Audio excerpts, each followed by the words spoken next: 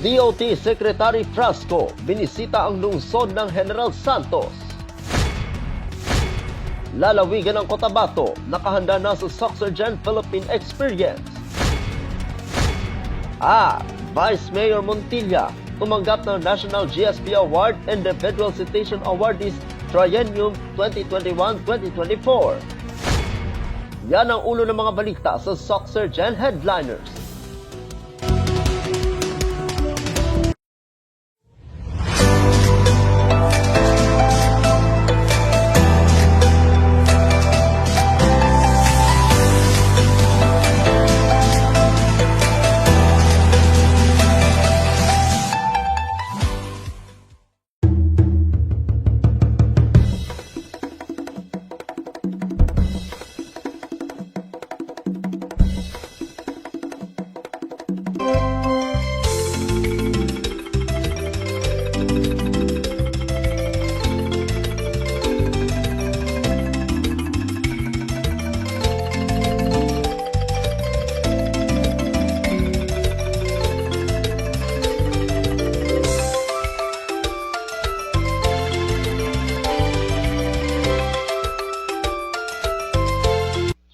Magandang araw, South Central Mindanao. Narito na ang mga pangunahing balita sa Soxergen Headliners ngayong Hunyo 6, taon 2024. DOT Secretary Frasco binisita ang lungsod ng General Santos. Narito ang ulat. Mainit ang pagtanggap ng Local Government Unit of General Santos City sa pagbisita ni Department of Tourism Secretary Cristina Garcia Frasco kasama ang mga delegado at panauhin ng Philippine Experience Program ng DOT sa magandang Gensan kagabi, 5 ng Hunyo taong kasalukuyan sa harap ng City Hall building nitong lungsod. Sa kanyang pagbisita, naging matagumpay ang isinagawang Philippine Experience Program Gala Night of the Champions na inorganisa ng Department of Tourism 12 at sa pakikipagtulungan ng City Economic Management and Cooperative Development Office o CEMCDO sa pamumuno ni Department Head Leonard Flores. Binigyang diin ni City Councilor Jose Orlando Acharon na dumalo sa programa upang kumatawan kay City Mayor Honorable Lorini Jeronimo Pacquiao. Ayon pa nito na ang PEP ay hindi lamang isang programa, na ito ay isang testamento ng bibrinsya, diversidad at malaking pagkakataon sa bansang Pilipinas. Nagbigay din ng mensahe si Tourism Council Chairperson RP Ace Buensuqueso na taos-pusong sumusuporta sa Philippine Experience Program. Ayon kay Secretary Frasco, lubos ang kanyang pasasalamat sa suportang binibigay ni na City Mayor Lorini Pacquiao, former Senator Manny Pacquiao at Governor Rogelio Pacquiao sa Department of Tourism at sa administrasyon ni Pangulong Ferdinand R. Marcos Jr. Ayon pa sa kalihim, kung sa tuna pa lang, matikman na natin kung ano ang kabiyaya ang lungsod ng General Santos na ibinigay ng Diyos at kung ano kalaki ng kontribusyon ng lungsod sa ating ekonomiya sa Pilipinas. Nabanggit din niya na ang Philippine Experience Program ay naglalayong palakasin ng turismo sa Pilipinas, hindi lamang sa mga sikat nitong tourist destination, kundi pati na sa mga hindi pa gaano kilalang mga tourist spot sa bansa. Bukod sa Gala Night, namahagi rin si Secretary Frasco ng token of appreciation sa mga tour guide na nagsilbing gabay sa mga delegates sa kanilang paglalakbay dito sa lungsod ng Gensan. Ang token ay may kasamang tumbler, sombrero, journal, portable electric label, sunscreen at binigyan din sila ng free accident insurance. Kasunod nito, bilang pagpupugay sa mga taong nagbigay ng karangalan sa Gensan, gaya ni former Senator Manny Pacquiao at bilang papuri at pasasalamat kay City Mayor Lorini Jeronimo Pacquiao, nag-alay ng kanta ang Gensan Youth Choir kasabay ang paghataw ng Pro 12 Dance Ensemble, Team Indayog at CFC Pep Squad.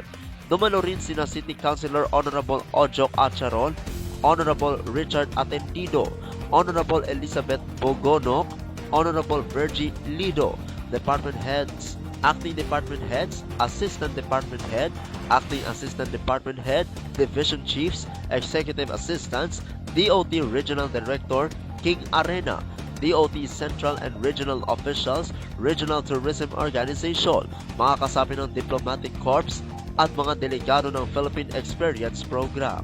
Ako ang inyong kaibigang Apolinario Fernie Valencia para sa Soxergen Headliners. Lalawigan ng Cotabato, nakahanda na sa Soxygen Philippine Experience. Narito ang ulat. Handang-handa na ang lalawigan ng Cotabato sa pangunguna ni Cotabato Governor Emilio J. Talino Mendoza upang salubungin ang mga bisitang darating sa gaganaping Soxygen Philippine Experience o PEP Culture, Heritage and Arts Caravan bukas, ika-7 ng Hunyo taong kasalukuyan.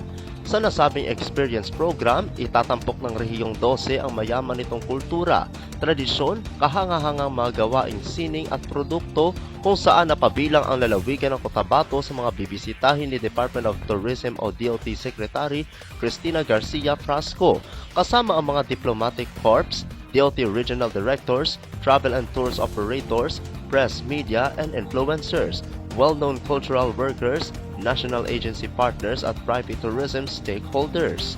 Tutunguhin ng nasabing grupo bukas ang Sitio Maupot sa bayan ng Magpet at Museo Cotabato sa loob ng Provincial Capital Grounds sa Amas, lungsod ng Kidapawan, na ilan lamang sa mga tourist destinations ng lalawigan. Ibibida din bukas sa labas ng Museo Cotabato ang School of Living Tradition, produktong lokal ng iba't ibang munisipyo at likhang sining ng mga local artists ng lalawigan. Masaya naman ang gobernadora sa inisyatibong ito ng Department of Tourism na magbibigay ng pagkakataon sa bawat lalawigan, lungsod at munisipyo upang maitanghal ang kanilang mga produkto at maipakita ang kanilang mga tourist destinations. Ang PEP Caravan 2024 ay magsimula kahapon noong ika-4 ng Hunyo at magtatapos bukas ika-7 ng Hunyo taong kasalukuyan. Ako ang inyong kaibigang Apolinario Freddy Valencia para sa Soxygen Headliners. Para sa uling balita, Vice Mayor Montilla tumanggap ng National GSP Award Individual Citation Awardees Triennium 2021-2024. Narito ang ulat.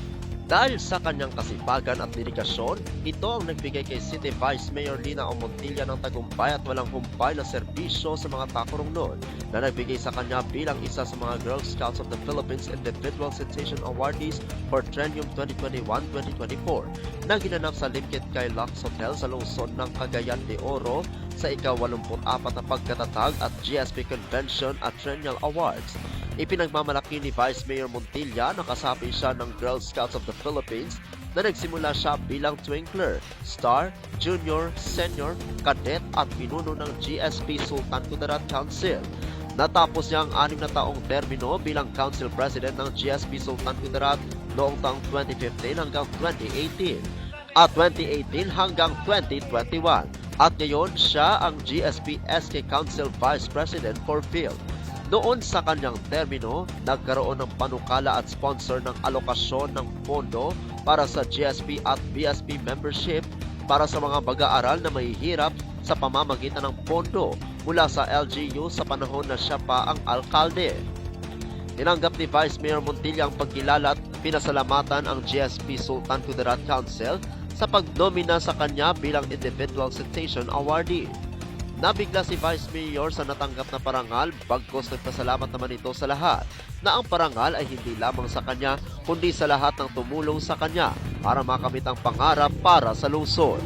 Binati naman siya ni dating DepEd Region 12 Director na ngayon ay Director ng DepEd Region 11, Regional Director Alan G. Parnaso, Region 10 DepEd Regional Director Arturo B. Bayocot, Retired DepEd Regional Director para sa Region 9 at 12 na ngayon ay bahagi ng Girl Scout of the Philippines Central Board Members at Large Dr. Isabelita M. Bores at dating alkalde ng lungsod ng Dipolog at ngayon ay GSP Western Mindanao Regional Chairperson Evelyn Tangpuy.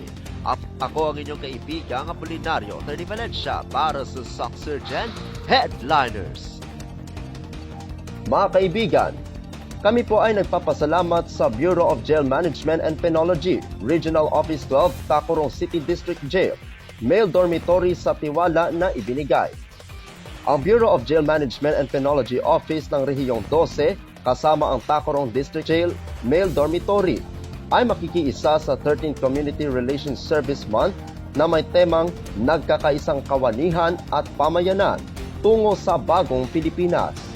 Magsasagawa po sila ng mga iba't ibang aktibidad gaya ng sabayang tree planting, coastal clean-up activities, kasabay ng pagdiriwang ng World Ocean Day, Basic Journalism Workshop at makikisa din sila sa pagdiriwang ng ika-126 na taon ng Araw ng Kalayaan, Penology Profession Week in Academic Institutions, Awareness Campaign on Drug Abuse Prevention at Bloodletting Activity. Ang isang buwang pagdiriwang na ito ay magtatapos sa ika-30 ng Hunyo taong kasalukuyan. Ang TCDJ-MD ay nasa ilalim ng pamumuno ni Jail Senior Inspector Charles Louis N. Celario na inimbitahan ay lahat na patuloy na suportahan ang programa ng Jail Bureau. Para sa mga katanungan, maaari niyo po makontak sina Unit CRS Officer, Jail Officer 2, Chucky S. Reyes at Jail Officer 1, Russell Grace V. Elisan.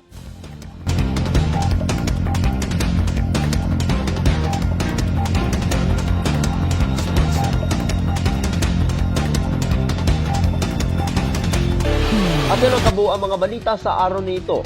Mga balitang kailangan ninyong malaman, balitang walang kinakampihan, balitang totoo, balitang may dalang aral at inspirasyon. Ito ang Socksurgeon Headliners. Hanggang bukas, maraming salamat at magandang araw, kaibigan.